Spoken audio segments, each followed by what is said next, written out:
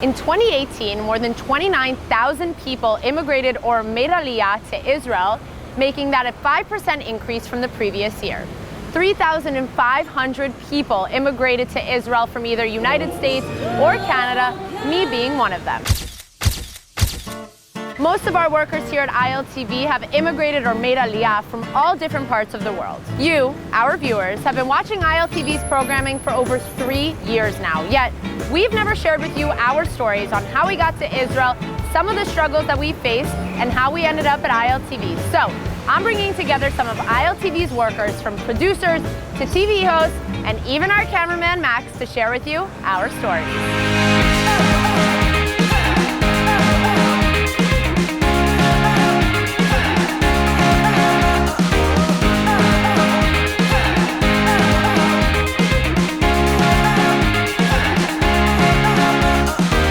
As of May 2019, Israel's population stood on 9 million people, which is 10 times as many people as there were when the state was first established. The Jewish population of the country makes up 74.8%, and out of the 14.5 million Jews in the world, 46 of them reside in the Holy Land.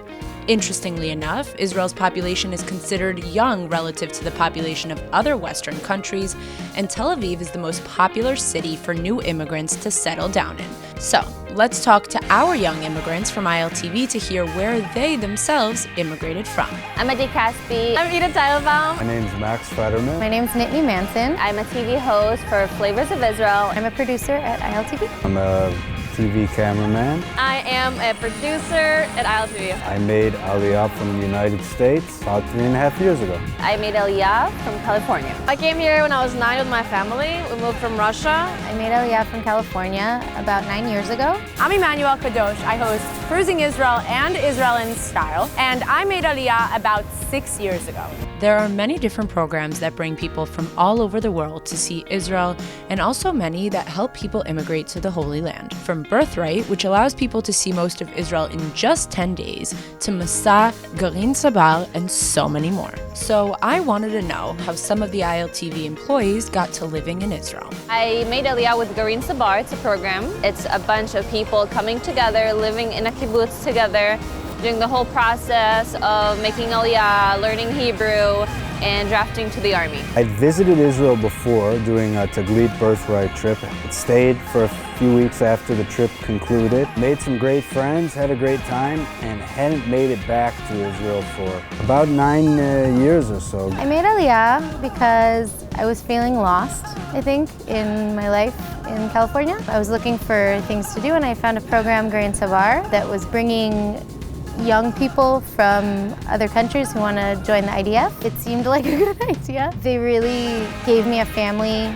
away from family, because when I came by myself. Everybody that I knew was still in the States, so I came with a group of other people from the same area, and we all lived together while we were all serving in the army. I didn't speak any Hebrew. I didn't speak any English either, and that's why my parents, they thought, since we came here only for a year or two initially, they thought maybe to just send me to the American school instead of an Israeli school, so I can learn some English. And I ended up staying there the whole 12 years. I was originally born here in Israel. I moved to the States when I was about 5 years old, and then made aliyah, or immigrated to Israel, when I was 18 through a program called Nefesh B'Nefesh.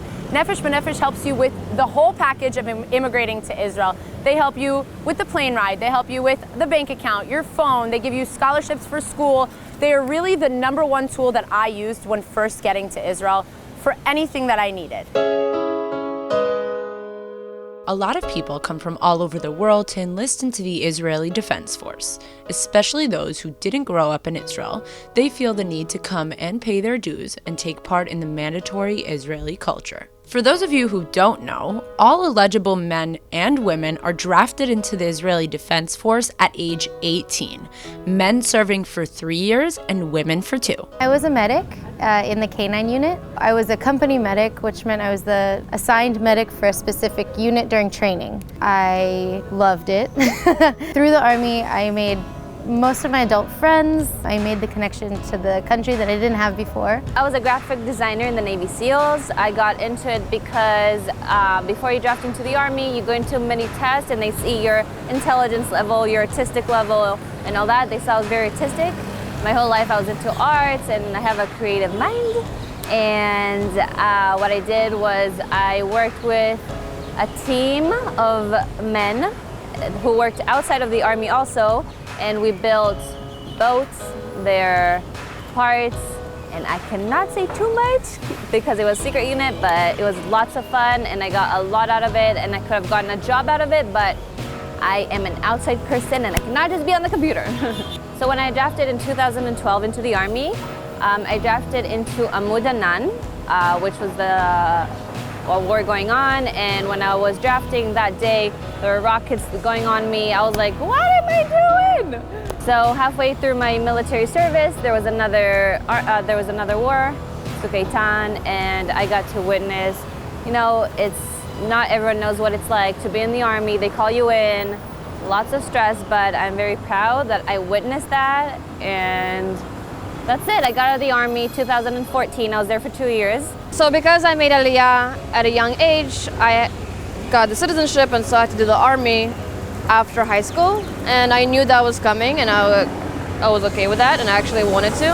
And so after I finished high school, I went straight to the Army for 2 years. Because I lived in the American bubble my whole life here and my Hebrew was not good, I asked to be in foreign affairs, working with North America. And I got that. After a bunch of interviews, they put me into the base where we did a cooperation with North America. It was great because my base was very international. Most of the people in my base were from different countries and everybody spoke English. We barely spoke in Hebrew, which was great. Another bubble I found. And but if I were to do the Army again, I would want to stay in a closed base so I could be more involved with the Israelis instead of going home every day like I did and living again in my bubble. So, what was life like after being released from the IDF? In Israel, people travel after their army, okay? They're like, I need to go to Drum America. And I did not want to do that. I felt like I've seen America, I've seen like the world. I signed up for interior design workshop. I wanted to study interior design. And then I was like, nah, that's not for me. I heard about IDC Herzliya. I saw their communications program. I fell in love with it. My Hebrew was not good enough, and I couldn't study in the Hebrew university or any university that was in Hebrew. So I found the IDC, and they were providing many courses in English, and so that's where I decided to go to study. I studied communications. I didn't want to work in TV. I wanted to do maybe marketing, but then when I came to ILTV, I realized what a great world this TV is. Right when I was released, I kind of went back to the States for a while. I missed my family, and then after about a month of being back, I was like, no. So I stayed there for about a year. I worked for a while, and then I came back. I finished school here, and then I just started looking for work in Israel. So, what was it like looking for a job as an international? I gotta say, I really got lucky here in Israel. I only applied to this job. For new immigrants, the country is providing a number of programs for people who need to find employment. It was there for me if I needed it, but it never came up for me personally. I worked in a hotel as a receptionist, and then right after college, I worked in an advertising company. All the jobs I've done before college were also in English, so it was really easy to find a job in English in Israel. When I graduated from IDC, I still didn't know what I wanted to do. I know Hebrew, so I was like, maybe I should work in Hebrew, but once again, I was like, but you know, I'm not fluent, like I cannot be typing and writing in Hebrew.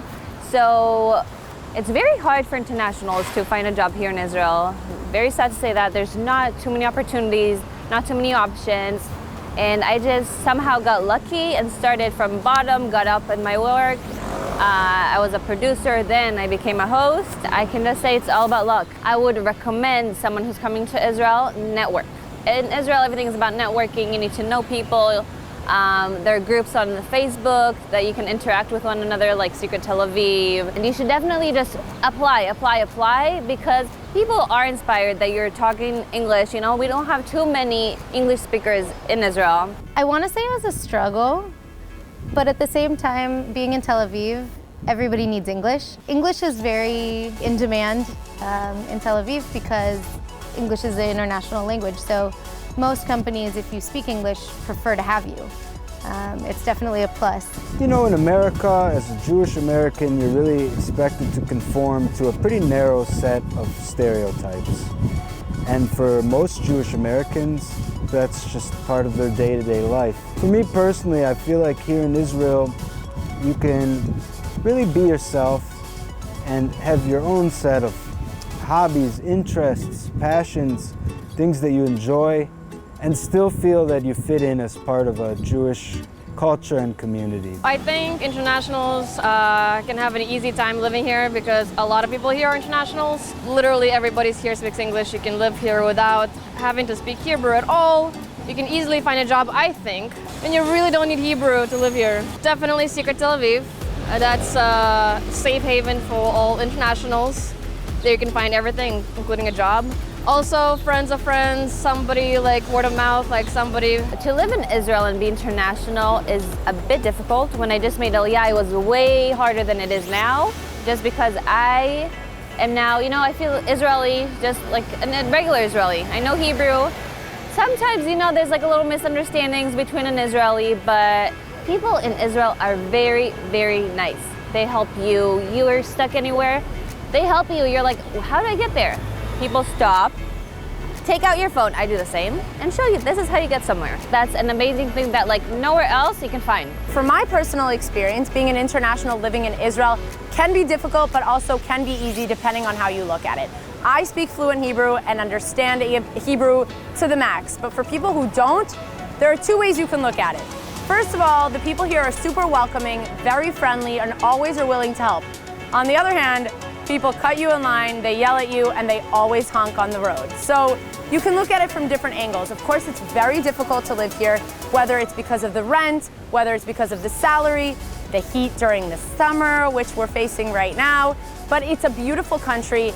There's amazing food, amazing beaches, amazing people. So you gotta look at the pros and cons and see what works for you. However, for me, Israel has been the most life-changing experience of my life. Moving from New Jersey to Tel Aviv has been magical, and I wouldn't change it for the world. So the environment at work is very homey. Everyone is speaking English with one another, but like mixed Hebrew English kind of thing because we are in Israel. It's amazing. Everyone like feels one another. We all take time off to go visit our family. We're very considerate with one another. I love it. I want to thank everybody for watching ILTV and for watching our shows. This job means so much to all of us who work here. You have a lot of choices when you want to watch content about Israel. A lot of the it's a widely covered country. But I feel like at ILTV we're doing something special that not everyone does. I think the best part about working here at ILTV is the fact that we're all pretty young, olim chadashim, new immigrants from the States mainly, some from Argentina or different parts of the world, but we're all speaking English. It's a young, nice, cool, chilled out vibe, and we all get along pretty well, which is awesome. Working in ILTV has been great. I love it. I like TV. I like the news. I didn't know that producing could be so much fun. It's different from a regular desk office job. Again, it's obviously a bubble because everybody there is international, except for my boss, and that's the only person I speak to in Hebrew in my life. All of us here at ILTV come from different parts of the world. We all have different experiences and different stories to share, but one thing that I did notice is that we are all part of the online community Secret Tel Aviv. Now, ILTV may not be hiring at the moment, but there are a bunch of Israeli companies that are. We're going to check out the Secret Tel Aviv Job and Education Fair to show you some.